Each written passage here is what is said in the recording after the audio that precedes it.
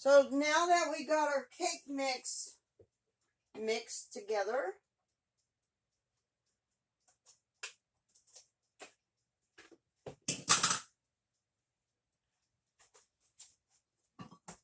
then our next step is to put our cake mix in our 13 by 9 grease floured. I did not flour my pan just because I didn't do that. Put our cake mix in there. Like I said, I'm going to use this same bowl. I don't think it's going to hurt.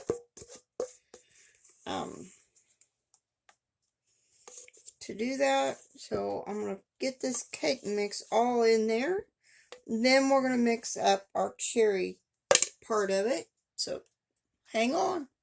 So today I'm adding a cherry cake cobbler. I already got 1 1/3 cups of water. I'm going to add 1/3 cup. It says Puritan oil, but I'm adding what I got. 3 eggs. I'm going to crack the other 2 eggs. I always crack eggs in a separate little dish. I don't put them together. And this is called Cherry Cake Cobbler. I'm going to use 1 bowl. My mixer bowl is dirty, so. And to this,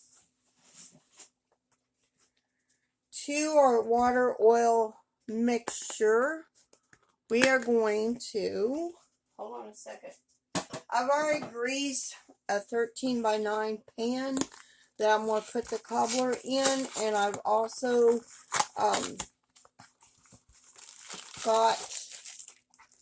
so I'm going to put a box of French vanilla cake mix in there. And yes, I know I can make probably a cake mix from scratch. I've done it before, but I needed the French vanilla, and I couldn't find the mix per se that I can use.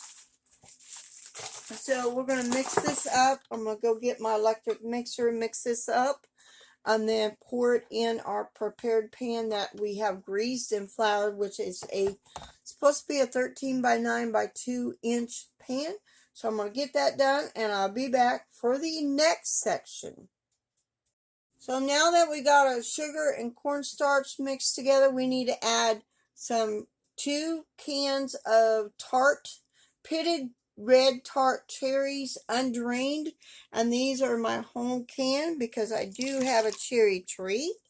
A pie cherry tree, that's what it's called. So let me get those 2 jars in there.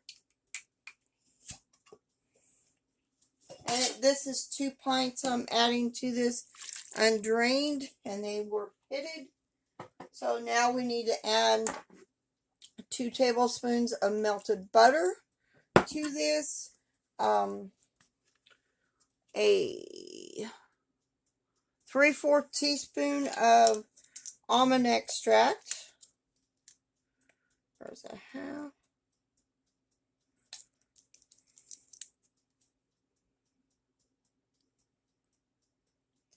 And it looks like I'm about out of almond extract, so I'm going to have to get me some more. And then we got to mix this all up. And it also says to add food coloring to this. I'm not going to do that to mine, but feel free if you're making this to do that. So now, the next step in this recipe, we pour this fruit mixture over our cake mix. We're supposed to spoon this over there, but you know what? Mine's a little liquid. Then we bake it at 350 for 60 to 65 minutes or until golden brown. And then you could serve it warm or cold with whipped topping or ice cream if you desire. So that is the next step. I probably should have drained my cherries a little bit, but it'll be alright. It will be alright. So now we just pour this You're supposed to spoon it. I'm just going to pour it over here like that. I'm going to kind of mix it in there. So now we need to bake this for 60 to 65 minutes. So I'm going to do that, and then I will show you a picture of what it looks like after it's done.